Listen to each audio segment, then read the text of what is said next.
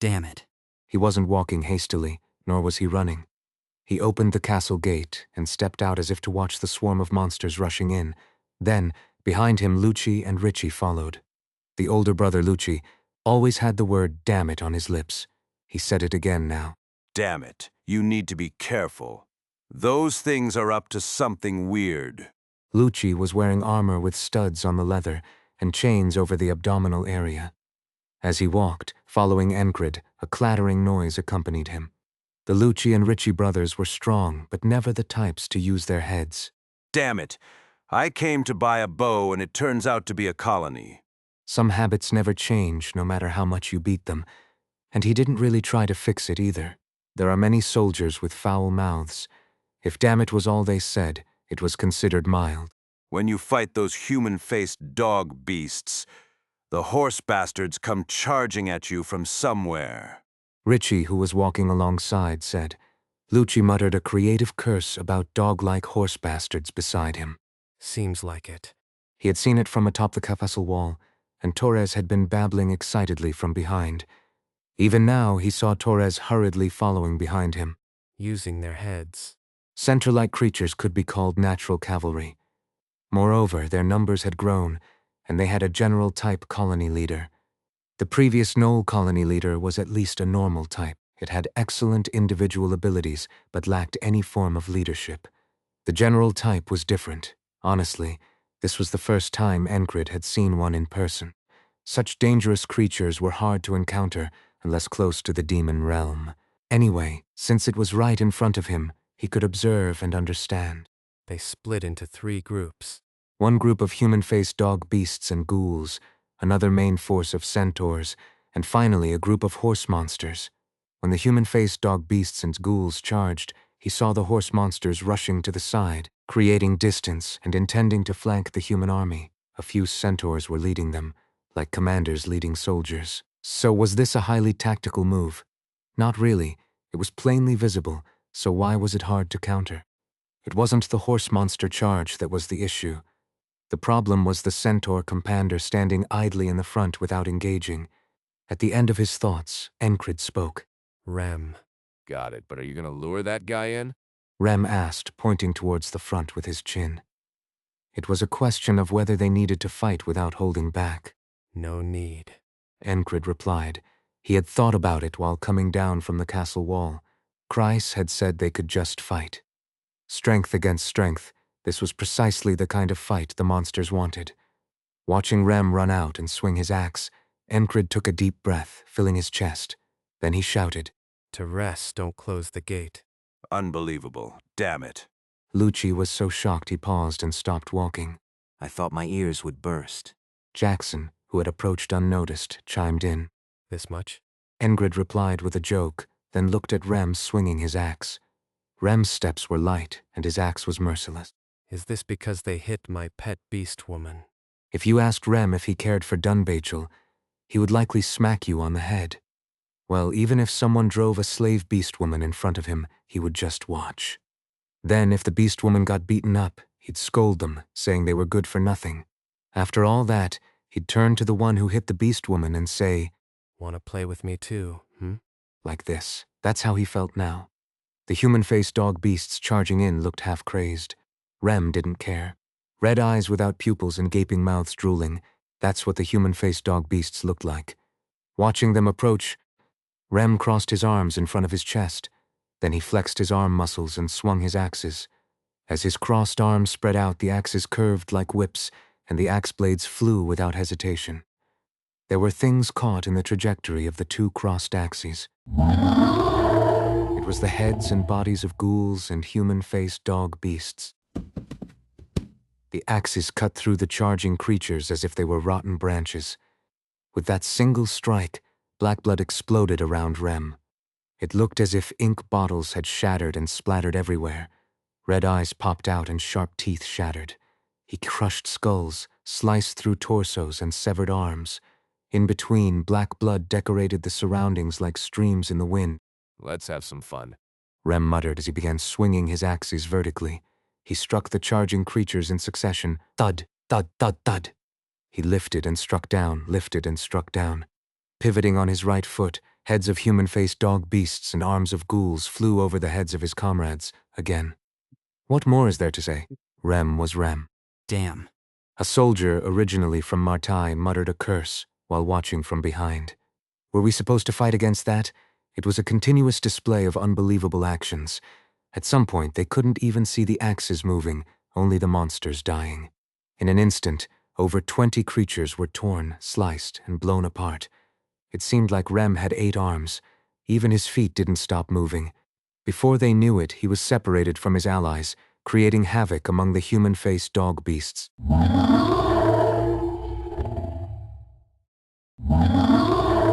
The human-faced dog beasts screamed incessantly. To sum it up in one sentence, He fights damn well. a nearby comrade echoed his thoughts. Are you just going to watch? Zimmer shouted from behind. He was just as surprised.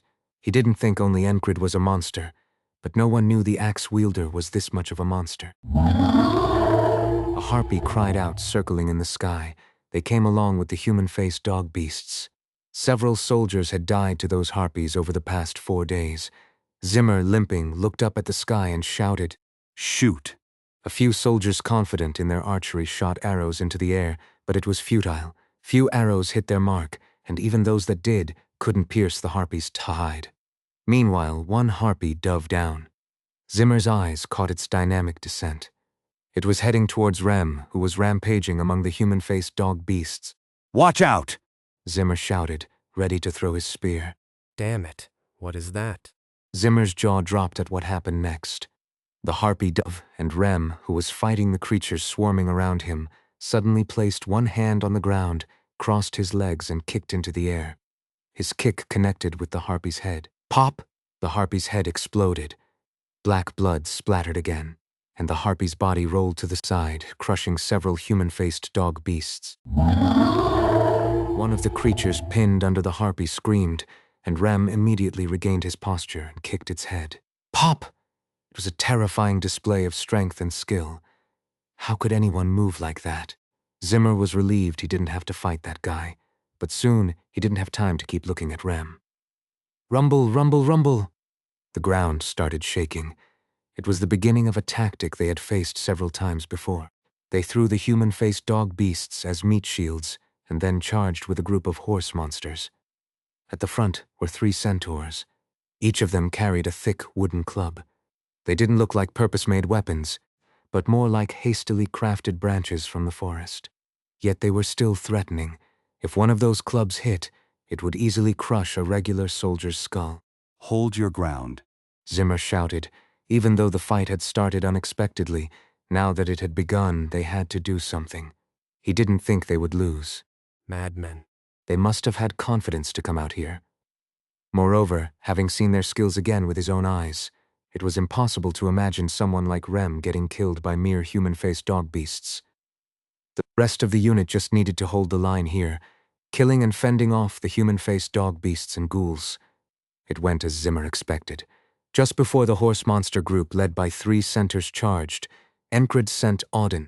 Go stop them, Aud and Teresa. Yes, brother, let's spank their behinds. Auden said, and Teresa followed silently. Rumble, rumble, rumble!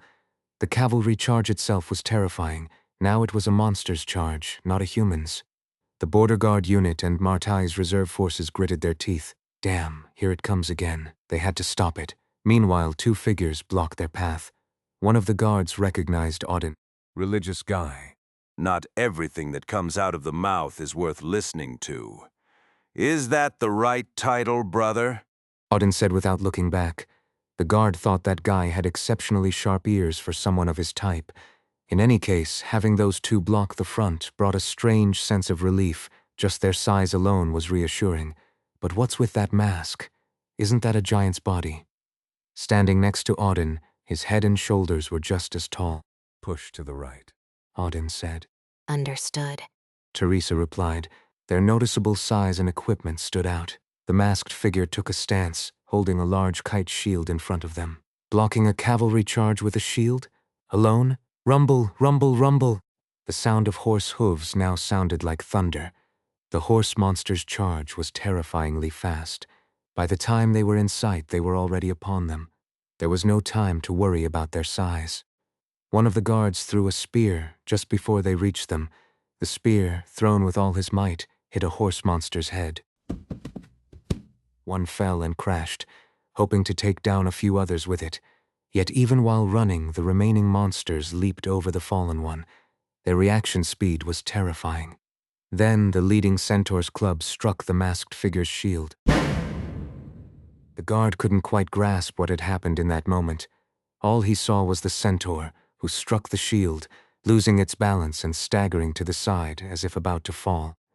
The masked giant effortlessly followed up by striking down on the head of the oncoming monster with her sword. But it didn't end there.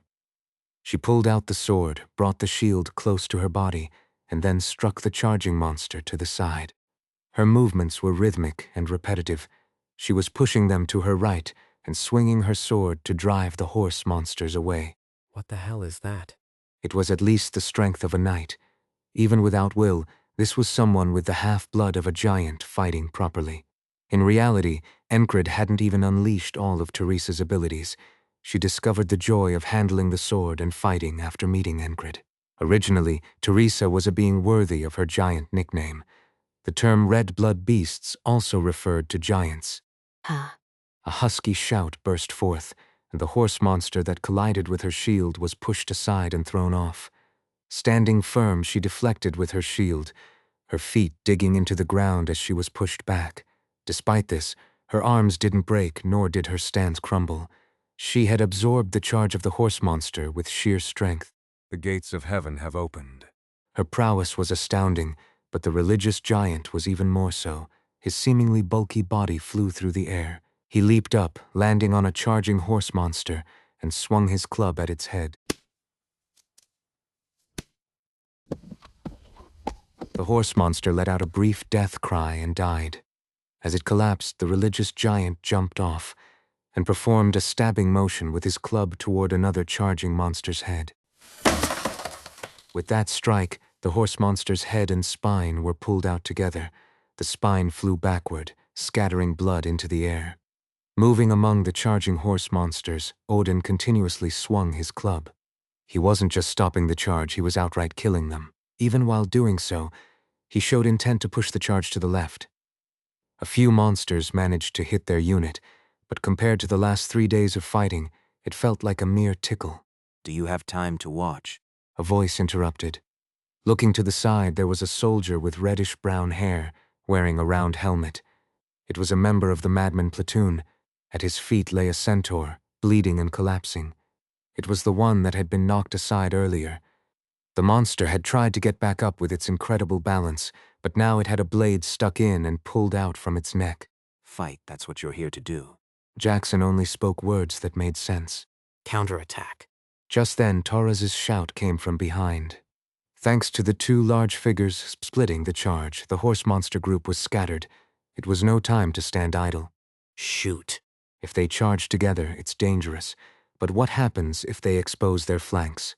There wouldn't be an easier group of monsters to deal with. Those with bows, crossbows, and slingshots all fired their projectiles. Arrows flew and stones were launched. A bolt luckily embedded itself in a monster's eye. Enkrid used all his senses to check the situation on both sides. When will they come? And he tried to focus on the one standing in front. The fight wouldn't end until that one showed up. Though they hadn't been taken down like this before, the castle gate was wide open, turning the situation into a chaotic brawl. There was no way the monster leader would retreat now. Most importantly, the leader hadn't yet shown the killing intent that had been so effective before. Enkrid's expectations soon became reality. Screech. A horde of centaurs, the main enemy force, became the 3rd wave charging in. The tactic employed by the monsters was a 3-wave assault. The 1st wave drew attention, the 2nd wave inflicted damage, and the 3rd wave broke through. It was simple but effective, especially if they had a clear advantage in strength. The 3rd wave was now charging headlong. Enkrid drew his sword and stepped forward. From the start, his position was at the point where the enemy's central forces would clash with his own. Ragna joined him on his flank. The killing intent of monsters is like intimidation. Did you know that? Unlike the soldiers whose guts had shriveled at the sight of the charging monsters, Ragna's tone remained unchanged. It was calm. Even though the sound of hooves was deafening, Ragnar's voice rang clearly in Enkrid's ears. Yes. Enkrid replied. Then the leader of the charging centaurs, holding a glaive high, roared, showcasing its vocal cords. Screech. Soon, something intense reached Enkrid. It was like the gaze of a cat that paralyzes a mouse. A dizzying, killing intent engulfed his entire body. It overwhelmed the nearby soldiers and the whole area. The combination of momentum and killing intent spread the fear of death. But Enkrid rejected all of it. Enkrid found it increasingly fun, fascinating, and enjoyable as he delved deeper into understanding and exploring will. If wielding a sword 100 times was required to find enjoyment, even a single touch of will could bring about noticeable change. It was different from the sword. This is amazing. Outwardly, he was calm, but inside he was more excited than ever before. He was on the verge of madness. It wasn't just that he liked it to the point of dying, he genuinely found sleep to be a waste of time. Even when he slept, he researched and indulged. A man who had enjoyed the arduous path of the sword and training with will was the ultimate happiness for him. If the rapier swordsman were to exert his intimidation again now, if he were to see the current Enkrid, he would be as surprised as he was before, or perhaps even more. No, he would be shocked beyond belief. The accepted truth was that even if one comprehended a piece of will, it would take years to integrate it into their body to the point of familiarity. The desire for achievement spurred Enkrid on. No, it gently pushed him forward. It embraced him and left warm words behind. Having learned and mastered it that way, it was natural to feel the urge to test it. More than anything, he was curious. How far will it work? How far will my rejection work? He had heard that among the demons of the demon realm, there were commander-level leaders who could oppress the human body with their killing intent. One such opponent stood before him. Is this luck? Did the goddess really bless him with a kiss on the cheek? Isn't it something that couldn't be understood with just a kiss? The killing intent touched his body, and he rejected it. There was no difficulty in the process. Enkrid drew his sword. The centaur leader had approached within 10 paces. Monsters that could be considered its subordinates brushed past on either side. Enkrid ignored them. One of them swung a wooden club at his head. He bent his waist halfway to dodge and stood back up naturally. It seemed as if he had originally planned to move that way. The club passed over his head. The wind pressure pushed his hair down, and the wind brushed against his cheek. Ragnar was nowhere to be seen by then. He wouldn't be paralyzed by such a level of killing intent, so he must be fighting on his own. Enkrid only focused on the monster leader standing before him. Why, are you surprised? Enkrid was enjoying himself so much now that he even asked softly. Rejection had properly dispelled the opponent's killing intent. No, there was no difficulty at all. He was walking the right path and heading in the right direction, filling him with joy. The centaur leader, being an intelligent monster, hesitated. What is this human? Wasn't he merely prey? How is he withstanding the killing intent? He had been chased from the demon realm all the way here. It had been a long journey. Since arriving here, everything he encountered had failed to withstand his aura. But now, bright blue eyes stared directly at the monster. Let's go to heaven. Enkrid swung his sword, recalling Odin. He stepped forward with his left foot, shifting his center of gravity, and his arm muscles swelled. The sword fell, starting from the ankle and pivoting around the waist. From top to bottom, it was a middle sword technique downward slash. The sword turned into a beam of light like Rem's and struck. The leader instinctively thrust out his glaive. His reaction was impressive. He flinched and then immediately extended his weapon. The glaive interfered with the trajectory of the sword. The sound of metal clashing resounded like a spell of sparks exploding. It was as if lightning had struck. In that exchange of blows, Enkrid realized that the leader possessed not just killing intent. Strength. Great strength. He let the shock flow through his knees and took a step back. In the meantime, the glaive that had been struck flew straight up into the sky. Enkrid's senses came alive. Based on countless experiences, he predicted the opponent's actions. His heightened senses glimpsed the future. The glaive curved obliquely and struck down diagonally. It was a strike that left no room to evade. He had to block it. For a monster, it used its head remarkably well. The glaive's trajectory revealed the opponent's intent. It resembled the correct sword technique. Enkrid raised his sword. Focus and action were simultaneous. He relaxed his wrist and let the impact slide off as if shaking it off. This was the fluid sword technique. Tang! Tirililing! The blade of the glaive slid off Enkrid's sword, and in that gap Enkrid stepped forward. His right hand held the sword for defense, but his left hand was free. Enkrid's left hand drew a guard sword and threw it. It was the Tangam style. Using the fluid sword technique, he deflected the glaive, twisted his waist, and transferred that power to his left arm. Then, pivoting on his elbow, he released the broad-bladed dagger with force. Ping, thud. The thick blade buried itself so deeply in the leader's side that only the hilt was visible. He had thrown it using the heart of great strength. It was surprising that it didn't penetrate fully, which only spoke to the toughness of the enemy's body. Ka. Enraged, the leader's aura intensified. Then the killing intent grew even thicker. Die, die, you are my prey. That's what it felt like, the leader was saying. Enkrid didn't bother to speak. From his lower abdomen, something surged like heat. That heat dispelled whatever the enemy emitted. It was rejection. Hup. He inhaled, then stepped forward again, straightening his knees and aligning his elbow before swinging his sword, using his waist as the pivot. It was a horizontal slash. The monster didn't block and instead stepped back. As intended, Enkrid moved forward as if dancing. His sword moved with each step that pushed against the ground. Thrust, slash, cut. The monster dodged when it could, blocked when it couldn't, but the sword kept moving. He swung his sword above his head and brought it down, then pulled it back to thrust, pretending to retrieve the thrust to slash left, then swung broadly again. Thud! Thud! Swoosh! Thud! Some attacks were blocked, some landed. The glaive's path was thoroughly restricted. The unending assault of the correct sword technique, stored in the nameless cursed sword, relentlessly pressured the opponent. Being a monster, it likely didn't even realize it was trapped. The leader couldn't use its strength properly. Strength comes from movement. Before it could properly exert its power, the sword restricted and blocked its movements. The centaur leader, a mass of muscle far larger and tougher than a human, retreated, mismatched to its bulk. With repeated steps backward, defeat became inevitable. Enkrid overwhelmed the opponent. Kia. The leader sprayed its killing intent wildly, as if in desperation. Enkrid easily ignored it. Rejection naturally occurred and deflected it. When he first wielded will, it felt like a newly grown tail, but now it was more familiar than his own body. He felt like he had a sturdy, deep well, a well that never dried up no matter how much was drawn. From that well, the power that formed the basis of rejection sprang forth. This was nothing. As he slashed, stabbed, cut, and drove the enemy back, Enkrid's sword eventually slashed the leader's right front leg deeply. The blade split the muscle of the horse-like leg. The blade penetrated about half a finger length, cutting muscle and nerve before pulling out. Splat. Black blood gushed from the severed part.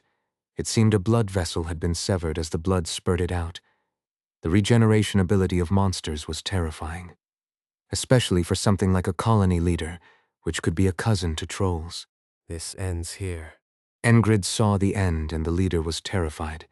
Until now, it had led the monster horde with its unique abilities, but the moment it met a predator stronger than itself, it remembered why it had been chased all the way here. It had been because of a human then, too. Kia. The leader signaled and turned around.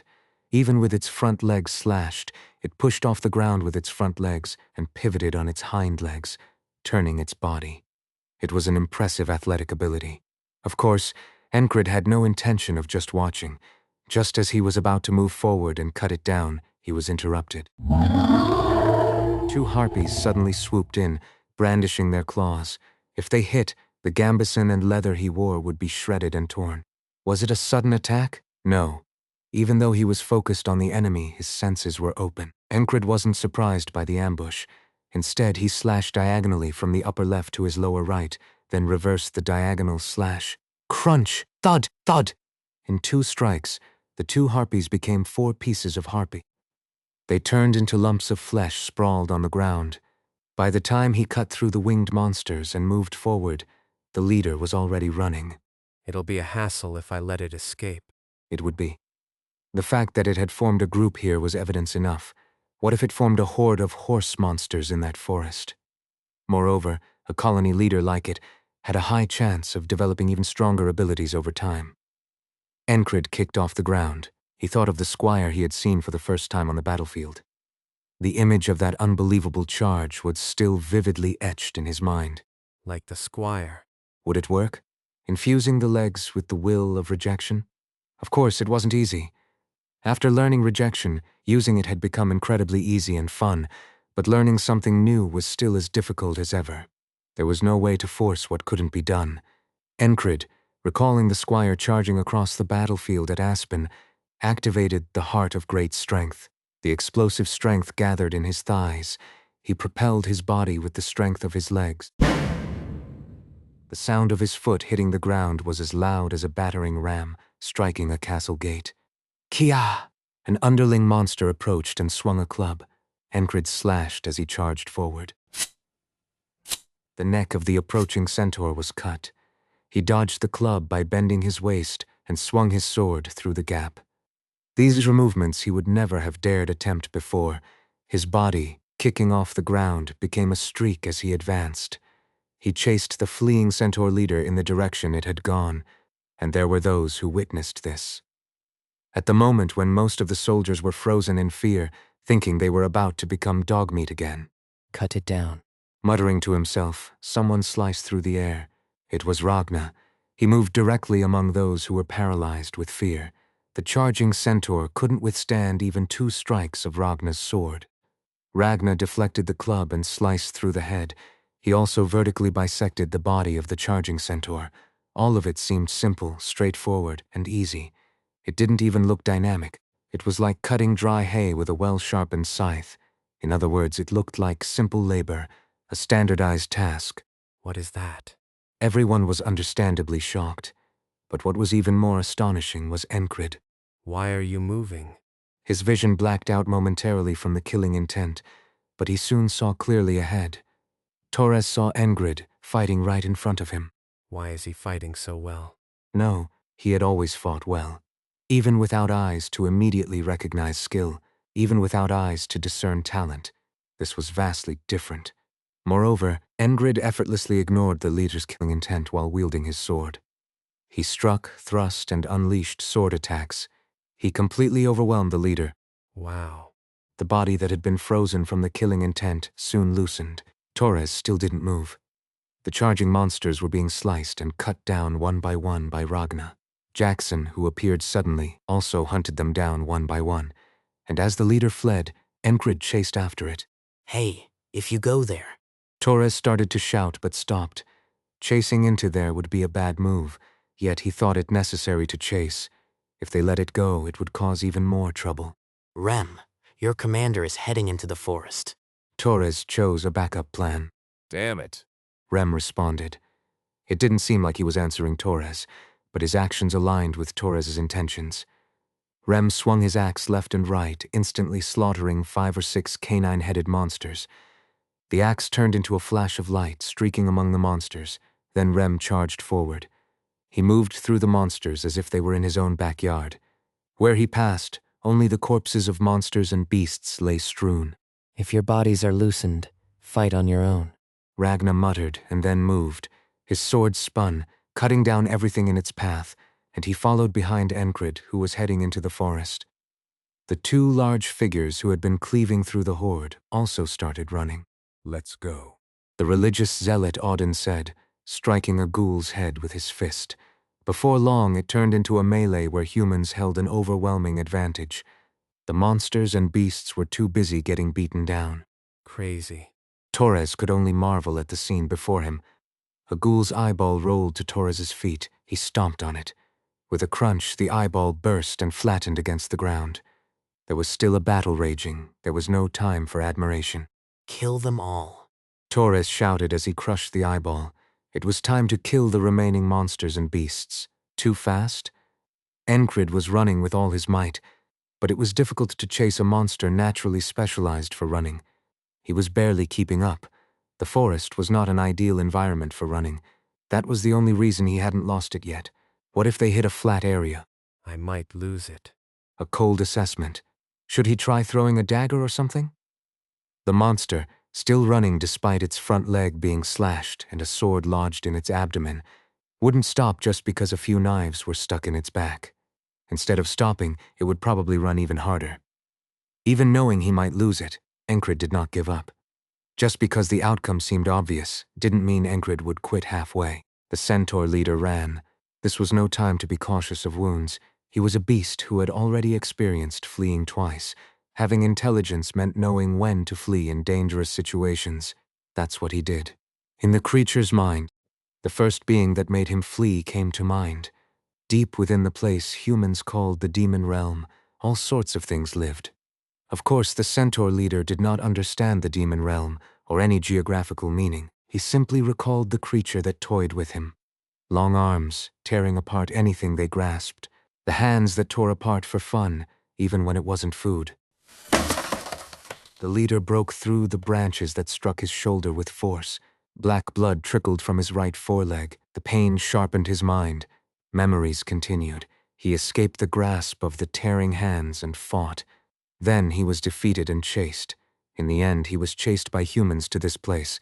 The creature repeated one principle to himself. Surviving is strength. What should he do to survive? Instinct pushed him. Subjugate the herd of wild horses in the plains and form a larger group. If the creature had any ambition, it was now. More precisely, the creature was learning something as he got closer to humans. His intelligence allowed for it. Thus, he learned to hide and gather strength. This time, he also learned to gauge his enemy. From the human perspective, it was obvious that letting him go would become a greater threat. No, it was a definite threat. If the leader survived this time, he would subjugate the herd of wild horses in the pasture. Then he would gather more beasts and creatures. If I let him go, it'll be a headache. His intuition spoke. Even without intuition, he understood. It was said that the longer a creature survived, the more cunning it became. What is cunning? It meant becoming sly and devious, if a creature's ferocity was combined with cunning and deviousness. It'll be incredibly troublesome. Above all, it might become the funeral battle for Dunbachel. He didn't feel any debt to the beast woman's death. However, once he accepted her under his command, it was his responsibility until she left. If he hadn't accepted her, it would be different, but he had, and put her under his command. And if she was under his command, it was right to take responsibility.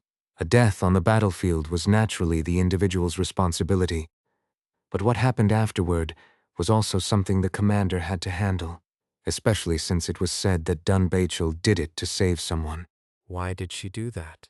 If the beast woman were alive, it would be the first question he'd throw at her. He put his brief thoughts aside and focused on running, the leaves rapidly approaching in front of him, the tree roots that rose like traps on the ground. Everything served to slow his pace. It was the same for the centaur creature. Thanks to that, while he couldn't catch him immediately, he could at least avoid losing him. Enkrid exhaled briefly and inhaled as he stepped on a rounded tree root, swinging his dagger vertically at the branches blocking his view. The dry branch snapped and bounced off his shoulder. A thin branch brushed his cheek. A drop of blood formed on his cheek, but flew back due to his rapid pace. Everything in the forest closing in rapidly was an obstacle. It was the same for the creature, but it had a much thicker skin and body than a human. This meant he could break through obstacles and move forward. The leader did just that. Ignoring most things, he dashed forward. Enkrid had already thrown away the helmet that obscured his vision, and it had hit the creature's back but didn't make it flinch. The helmet bounced off the back muscle with a thud. It didn't even flinch. It looked determined to escape. Of course, the thrown helmet lacked force because he threw it while running. Should I train to throw while running? It would be necessary in moments like this. Something to consider later. Enkrid wanted to catch it. The responsibility for Dunbachel, the ensuing danger, all of it he wanted to end here. Judging by the speed they were running, they would soon exit the forest and into the plains and meadows. The terrain with the most wild horses in the area. If they reached there, he would surely lose him. I hate that. He didn't want to lose him. Focused entirely on one thing. While running, he activated Focus Point, and all his senses became extremely sharp. his sense of evasion and intuition activated with a single purpose. I won't lose you. In that moment, as he repeatedly recalled his desire in his mind, he noticed a broken, twisted tree about 20 steps to the right and its exposed, twisted growth rings. His heightened senses wildly fluctuated, showing him the path. The will he sensed through rejection moved slightly. Enkrid's body naturally followed the path. He kicked off the right tree and soared into the air. At the same time, he thrust his knife into the thick branch above him. The momentum from his running sent his body flying forward.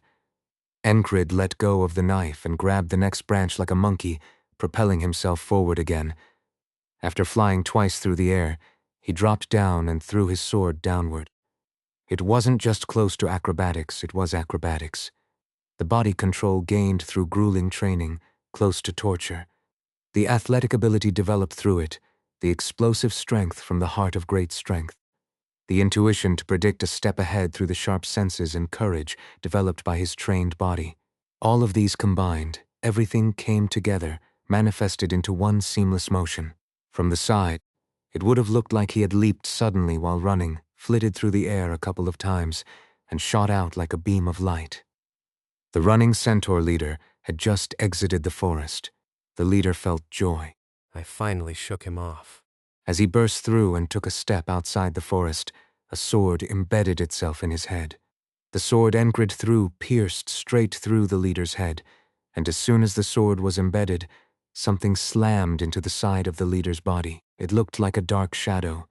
Enkrid's head throbbed from his eyes to his skull. It was due to excessive concentration.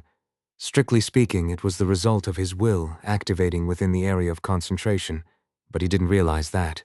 Anyway, he twisted his body to roll and land properly from his falling position. Using the momentum from the roll, he pushed himself up with his ankle.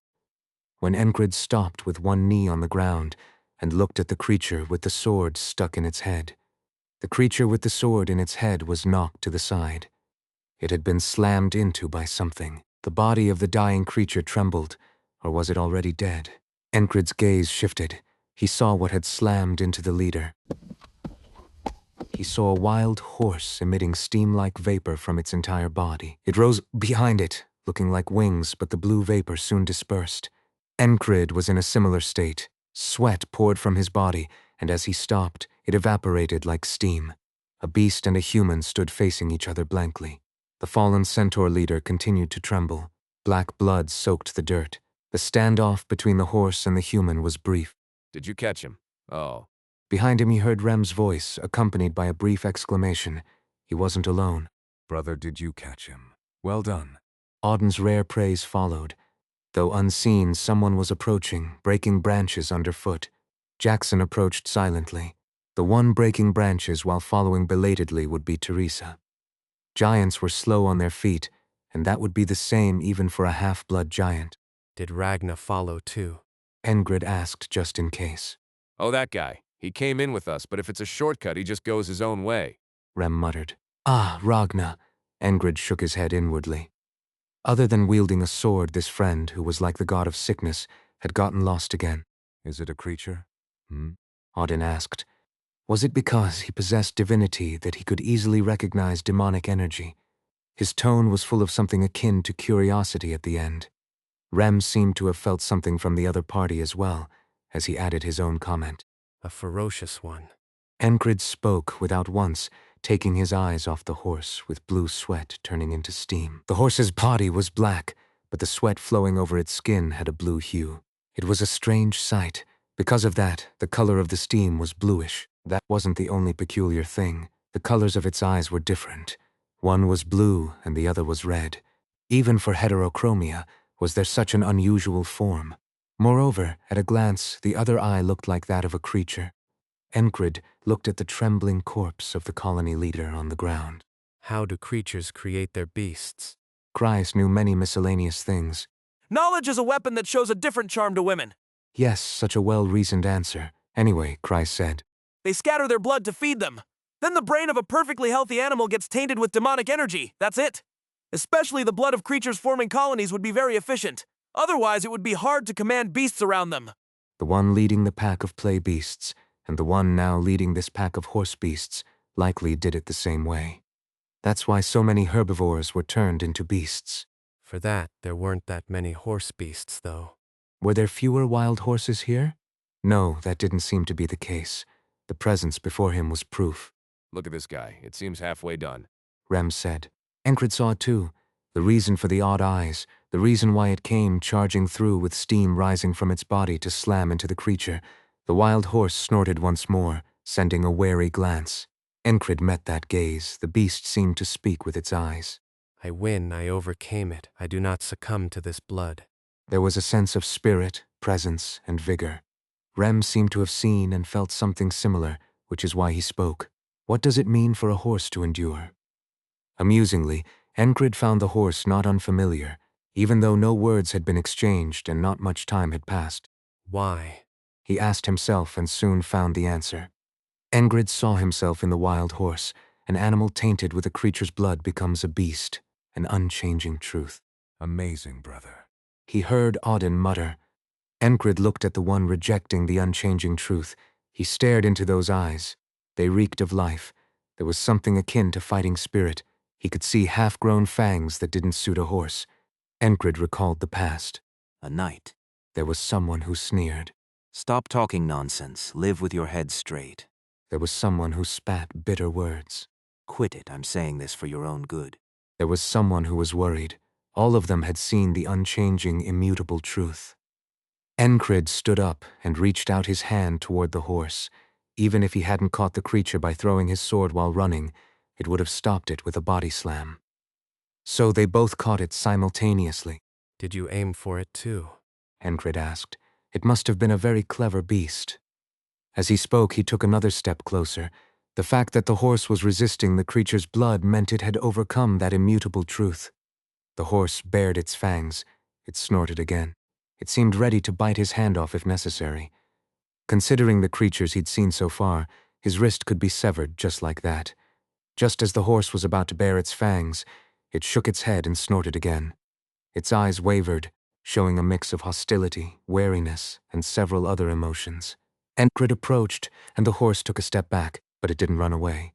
Everyone, including Rem, except for the lost Ragna, fixed their gaze on Enkrid and the horse. Only the sound of Teresa's heavy breathing, arriving late, could be heard.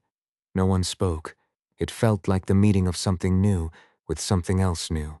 Finally, Enkrid's hand touched the head of the black horse with the black mane. Was the sweat on its skin appearing blue because of the creature's blood, or was it originally like that?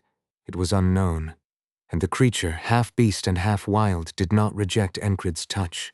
That was all. Rem quietly observed a human and a horse. What was that, petting a beast close to a monster? Doesn't it bite? Even if it did bite, Rem wasn't particularly worried, knowing he wouldn't just stand still and get bitten. Enkrid's hand touched the horse's head, petting it, while the horse quietly felt his touch. Watching the whole process, Rem was dumbfounded. That horse clearly had the blood of a beast. Even without any magical elements, it wasn't hard to notice. The protruding fangs, the subtle murderous aura emanating from the horse's entire body, all of it was telling, and yet here he was, petting the horse's head. You did well. Comforting it. Rem pondered over the scene. Was he seriously trying to befriend it? Did he think the horse, becoming a beast, would obey and not bite? That aside, why wasn't he putting it down as it was turning into a beast? Would it endure in that state indefinitely? He didn't know. It was his first time seeing such a thing. Could any beast withstand becoming a monster by enduring the blood of a demon? There was little worry since it was just one beast, and besides, his commander was originally an unpredictable person. This was Rem's first time seeing such a beast, so he kept watching. While Rem was absent-mindedly watching the interaction between a human and a half-beast, Auden sought his faith. Father, is that beast also defying its fate? Odin was more impressed than anyone else present. Is fate a predetermined path? An immutable something that cannot be changed? There were times he felt so.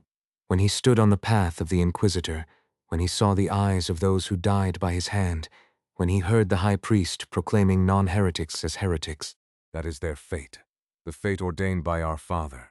Even then, he didn't believe those words were right, but he couldn't break the chains of fate or shatter the shackles. Father, what should I do? Under the blazing sun, he prayed. He recited the holy scriptures. Thus Audin harbored distrust. He later saw a being who shattered the reasons for his distrust. That being's name was Enkrid. By seeing him and getting to know him, Audin, though troubled, found the strength to move forward. And now, in seeing a human and a beast defying what was called the immutable truth, In the name of the Father, by the will of the Father, I dedicate my life. a chant flowed from his lips. Holy power surged, bringing a headache that felt like his head was splitting open, but Audin smiled through the pain and murmured the hymn. Teresa, hearing the song beside her, involuntarily listened. It was a voice as warm as gentle sunlight, something she had never felt while within the arms of the cult. Song. The heavy voice entered her body, knocking around her heart. Watching Enkrid and the horse, hearing Audin's hymn, Teresa felt her heart tremble. Naturally, she began to reflect on her life. Her life had begun and ended within the cult. Having been reborn, what should she live for now? She thought she would live again for the sake of struggle. She thought that was everything. No, Teresa felt a kind of emptiness within her. It was as if there was a hole near her heart, yet she didn't feel sad or distressed. The Father said that both fullness and emptiness are within oneself. Audin, finishing the short song, recited a part of the Holy Scripture. His words resonated with Teresa.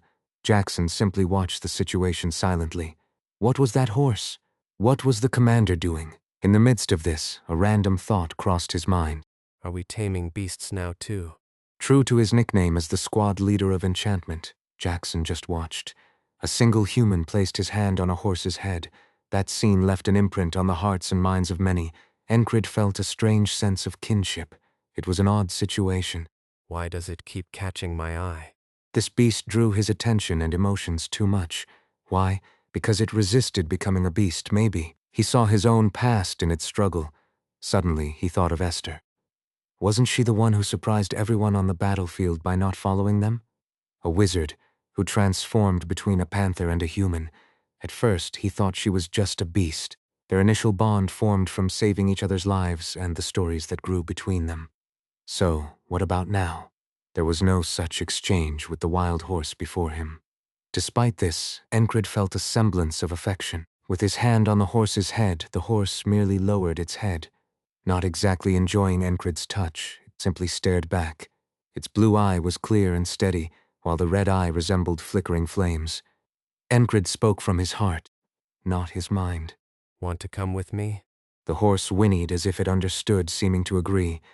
There were no words exchanged between them. No time had passed between them. They had just met and recognized each other. Enkrid saw a horse that hadn't fully become a beast. The horse saw an unusual human who suddenly appeared. Are you taking that with you? Rem asked from behind. Yes. Enkrid replied. He patted the horse's mane once more before turning his body fully. Though the horse was close to being a beast, Enkrid's confident gesture showed he believed it wouldn't attack him. Wow, this is fascinating even to me. If Rem, who rarely showed surprise, said that, imagine what the others felt. As the Holy Scriptures say, even lowly creatures have hearts. Love life. Love as much as you kill. Audin, an apostle of the war god, spoke. Jackson just looked on indifferently. For some reason, Teresa's eyes seemed moist behind her mask. Why is she like that? Enkrid tapped the horse's head. It would be good to go now, but we need to find a body if we're to hold a sort of funeral. He was referring to Dunbachel. It was separate from taking in the wild horse. Enkrid hadn't forgotten Dunbachel. Are you assuming she's dead? Rem snorted at that. After speaking, he drew his axe and continued. If she's dead to this extent, she'll die by my hand again. Was it confidence or hope in Rem's words? Who knows? No matter how keen his senses or sharp his intuition, the barbarian hid his true feelings well. The forest is vast. It implied that finding her, even if she was alive, wouldn't be easy. If she's alive, finding her is simple. Rem spoke and took a deep breath. His chest swelled to nearly twice its size. As Enkrid watched, Jackson raised his hand to cover his ears. Enkrid tried to cover the horse's ears, but the horse stepped back. It seemed to be saying it was fine. Enkrid quickly covered his own ears. Rem soon released the air he had gathered in his chest with a shout. You idiotic beast woman. It was a scream that seemed to tear through the air. A monstrous roar, a skill in itself. It sounded like thunder. The forest shook with a rumble. The intelligent horse, despite expecting it, staggered, and a winter bird, startled by the thunderous sound, flew up into the sky. Caw! From afar, a crow seemed to respond to Rem's shout, as if telling him to shut up because it was too noisy. Even with his ears covered, Enkrid felt a buzzing in his head. Stupid barbarian. Jackson, the most sensitive of the group, spoke with a rare frown. You could have warned us.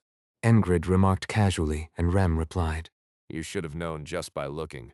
So, If we walk around the forest shouting, she'll come out. Enkrid thought it wasn't a bad idea. Most importantly, Ragnar will find his way to us. they needed to find the team member who had likely gotten lost and only knew how to swing his sword. Let's go find that stupid beast woman. Rem said, and Enkrid nodded. Having killed the leader of the monsters, it was time for that. As Enkrid made up his mind and turned away from the wild horse, it simply stared at him instead of following. Not coming with us. He spoke as if talking to a person. It was strange, but when he placed his hand on the horse's head, he felt a sort of connection. He believed the horse would understand his words. It might not understand the language, but it would get the meaning. The horse snorted. It shook its head and tapped the ground a few times. Then it turned its body and gestured with its head towards the back. Tapping the ground seemed to mean it would wait here. What was it pointing to? The grateful forest was vast. The path the monsters broke through was around the forest and plain border. This place, where some of the grass had turned brown with the approaching winter, was a plain and open field. Beyond that, a herd of wild horses was visible. Not just one or two. At a glance, there were dozens. Well, it made sense when you thought about it. On this continent, monsters and beasts were common. To survive their threats, forming herds was natural.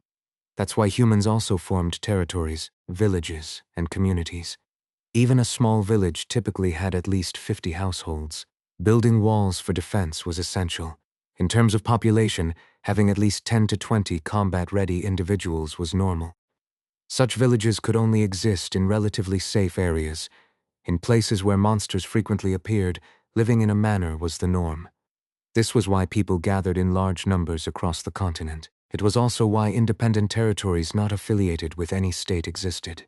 In this world, only a few people could travel the continent alone. Naturally, to survive in this plain, wild horses would form herds.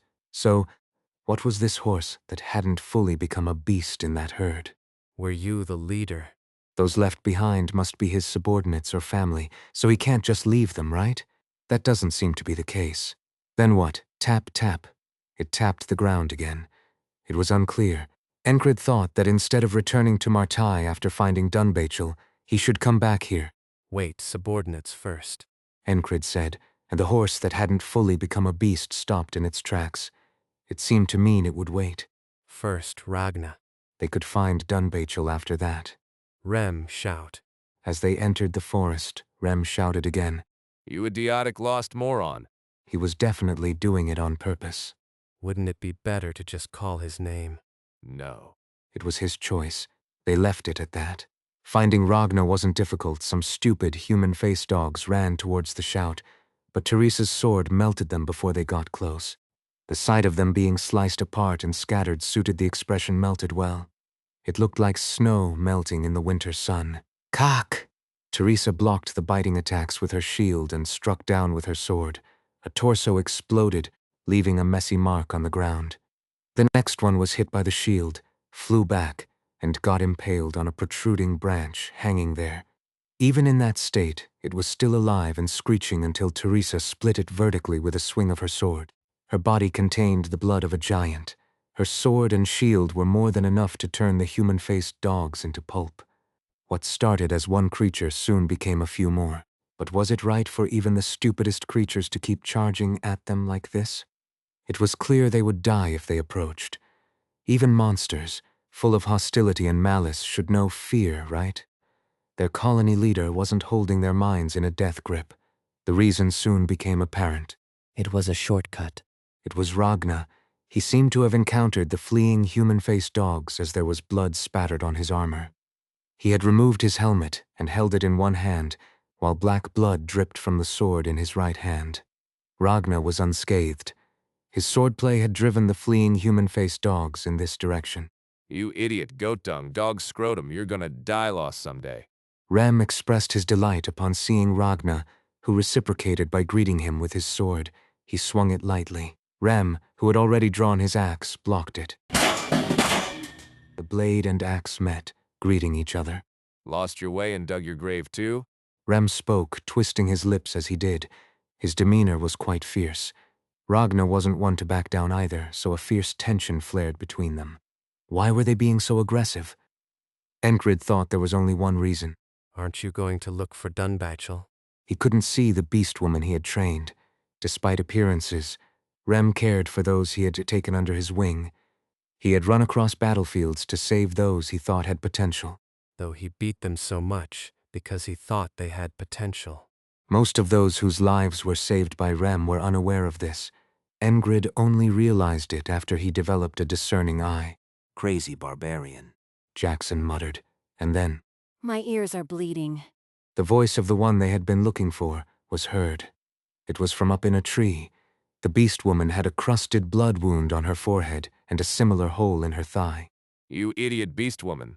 The forest might be vast, but with Rem causing such a ruckus, it was bound to be heard. In the end, his ruckus paid off. Dunbachel came down to the ground. Seeing her land lightly indicated she wasn't seriously injured. Why did you come? I was going to kill the leader and return on my own. Enkrid nodded at her words. It seemed that having been taught by Rem, her manner of speaking had become similar. Sure you were. Jackson reacted, and Auden just laughed. Rem, after calling her a stupid beast woman, smiled softly and said, When we get back, you start from the beginning. At that, Dunbachel's face contorted. Why? She really was planning to kill the leader here. She was a beast woman. She had confidence in fighting in the forest. Her goal was to change the battlefield to one that was advantageous. Her other goal, following Enkrid's example, was to save her comrades. Enkrid looked at Dunbachel and spoke. There was no point in asking indirectly or waiting for an answer, so he asked directly. Why did you do it? He was referring to saving her comrades and using herself as bait. Dunbachel blinked, understanding the question, and then opened her mouth. Because I can. It wasn't a grand declaration of conviction or will. Enkrid, however, liked that. Then Dunbachel added one more thing which was unexpected for Enkrid. Thank you for accepting me. Enkrid tilted his head in confusion. Suddenly, now after all this time, the idea of saving someone just because he could felt awkward. He was a mercenary, part of one of the top groups of people who lived off thievery in the kingdom, and such a person risked his life to save a soldier? So, did he not like that? No, he actually liked it very much. Even though Enkrid dreamed of becoming a knight, he didn't expect everyone around him to act like the knights in stories, with their behaviors, attitudes, and mindsets. But why ignore those in need, those who are oppressed, if you can save them? Is it because their hearts are empty? Is it because they are used to abandoning and ignoring others? Is it because it's profitable? There is no honor, no conviction, no loyalty, and no burning passion in such indifferent and pragmatic attitudes. What can you become living like that? What value is there in such a life? Enkrid was a man who ran with a dream. He didn't like ignoring the weak and injustice. Because there was something burning hot within his chest, he couldn't just walk past without helping. The fact that Rem beat up a noble's son and smashed his superior's head in was in the same vein, and Enkrid didn't dislike Rem for it. Well done. That's why he said it. The listeners were dumbfounded. One person suddenly said thank you, and the other said well done. It seemed everyone was just saying what they wanted. Oddly enough, the conversation seemed to flow smoothly, which made it even more absurd. Enkrid didn't know what kind of mindset Dunbachel had, but he liked the change he saw in her. After all, it was an act to save a relatively weaker ally, and in doing so, she didn't give up her own life. They faced an unexpected enemy and simply tried their best. In the midst of it, she also saved a comrade. The change in mindset from a thief to a company member was something he appreciated. He didn't care that she was thanking him now. She's a bit odd, too. From the start, it was a squad where only he was normal. As long as the former thief was doing well now, he thought that was enough. Enkrid moved on. Words like thank you didn't matter much. She survived, saved others, and her mindset changed. That was enough.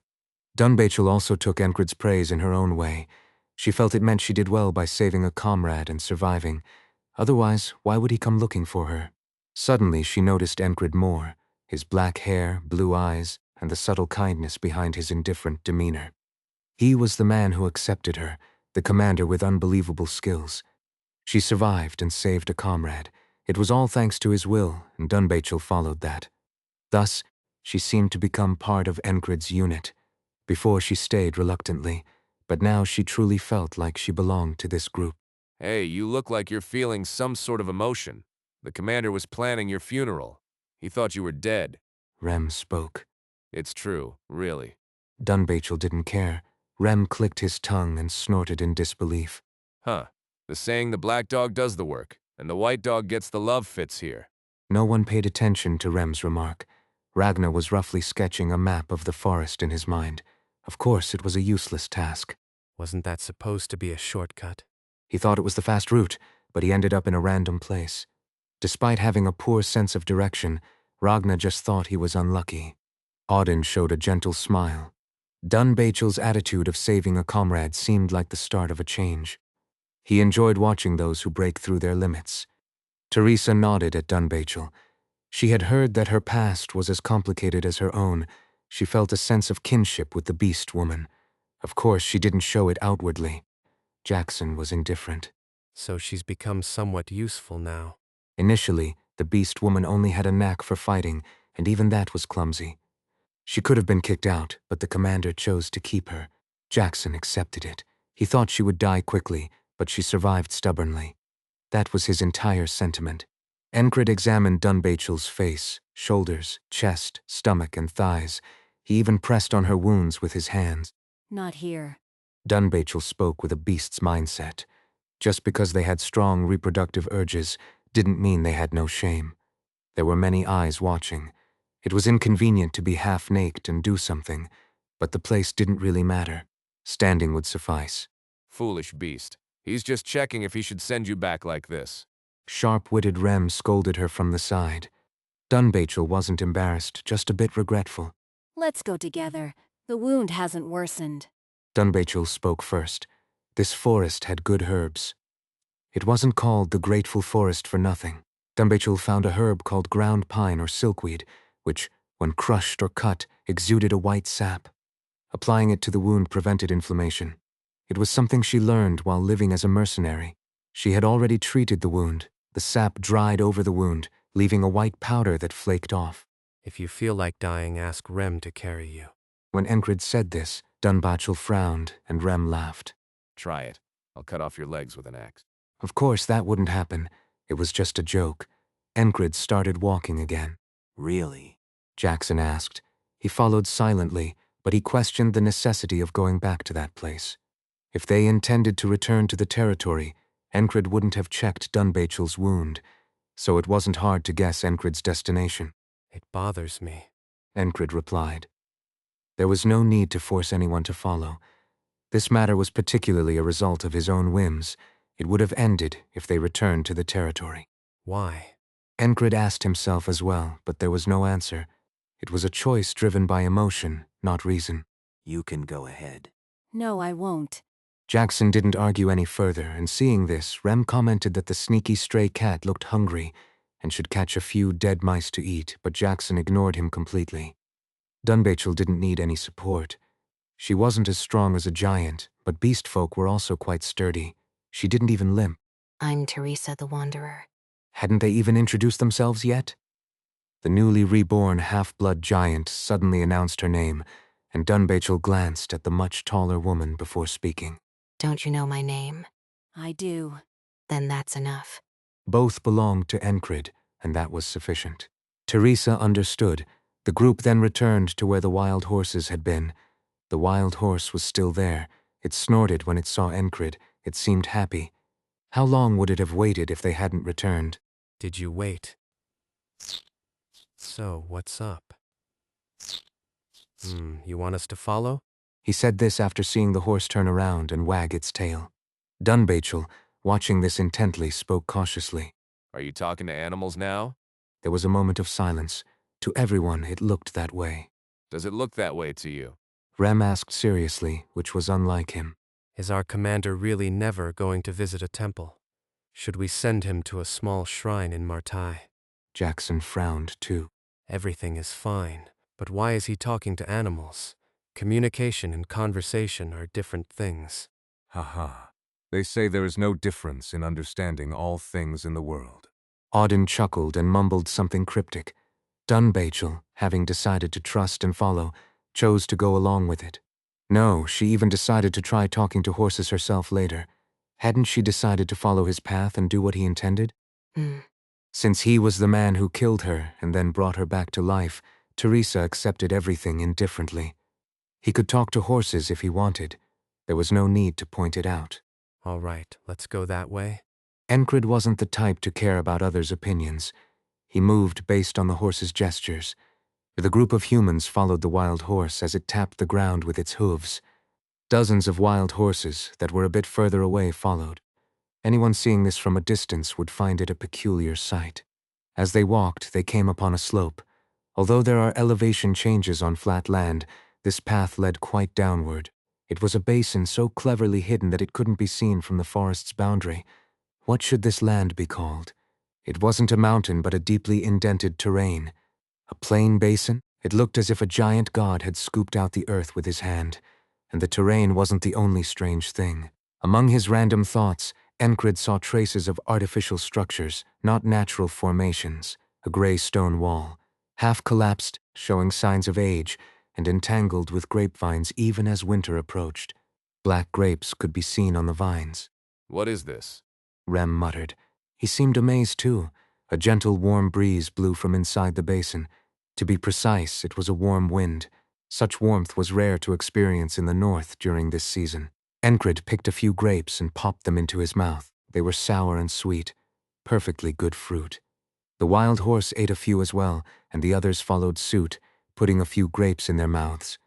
Dunbachel put a whole bunch into her mouth and chewed. She was eating the seeds too, which suggested she was quite hungry. It made sense. She had been hiding in the forest for 3 days. She likely hadn't prepared properly for camping. Eat. Teresa pulled out a piece of jerky from her clothes. Dunbachel ate a few more grapes before putting the jerky in her mouth as well. She didn't say thank you. This place seems suspicious. Enkrid muttered to himself. Or was he talking to the wild horse?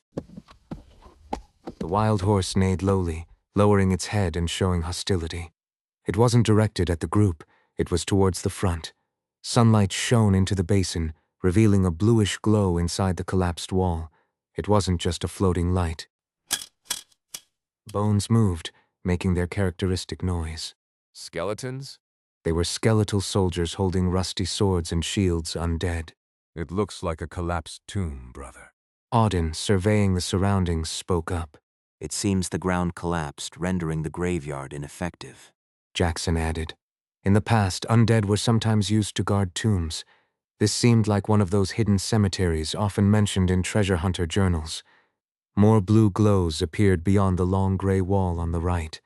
The number of those who defied death and reversed life was increasing. Enkrid casually counted them. 1, 2, 3, 4, 7. Not a small number, but not particularly threatening either. Who were these people gathered here? They were the ones who had just struck down the centaur colony head-on. Rattle! Rattle! The jaws of the blue-eyed skeletons clattered. The undead, especially lower-tier ones, couldn't speak. Only higher-tier undead could express their will and thoughts through telepathy. Not that there was any need to converse with monsters.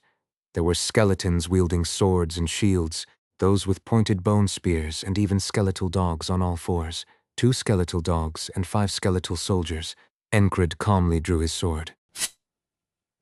As Enkrid drew his sword, a massive figure stepped forward first. Upon those who tread the path of perversion and regression, I bring down the mace. To priests and clerics who served the gods, the undead were always targets to be punished. Auden stepped forward, holding his palms together at his chest, and then spreading his hands outward. A rusty sword aimed at Auden fell. Auden avoided it by stepping forward. The sword sliced through the air, a rusty spear thrust in from the side. To an ordinary soldier, it would have been a dangerous moment, but not for Auden. Auden grabbed the flying spear shaft. At the same time, he swung his fist vertically like a hammer at the head of the skeleton wielding a sword. Thud! Crack! He split one skeleton's head in 2. then grabbed the bone spear and lifted its owner into the air before slamming it down. With a thunderous noise, the entire body of the skeleton was shattered. These creatures. Auden's eyes shone. Enkrid didn't even need to step forward. In an instant, the 7 skeletons were swept away. There's more inside. Jackson, with his characteristic sensitivity, spoke up. Enkrid sensed it too. It was a feeling similar to when he had encountered magical traps before. A sense of foreboding mixed with an oddly irritating smell assaulted his nose. Burnt smell? And then another skeleton appeared in front of the group. It held a polearm, and from the polearm to its entire body, it was engulfed in flames. Whoosh! Even from over 10 paces away, a hot wind blew. The searing heat was palpable. It warmed their skin. If they stayed any longer, sweat would start to pour. A burning skeleton? Rem muttered. It was exactly that. The undead, unable to feel pain, were capable of such things. It was a monster with an unextinguished flame spell cast over its entire body. The wild horse neighed upon seeing it. It was as if it was saying this was the reason they had come here, and it was right. The wild horse was the guardian of this land. It remembered the past. Specifically, it recalled the threat it had faced when the ground collapsed. The wild horse had a duty to protect its herd. Thus, it had to eliminate the threat. Despite deciding to leave, the horse knew what it had to do, and it sought help from the humans for this purpose.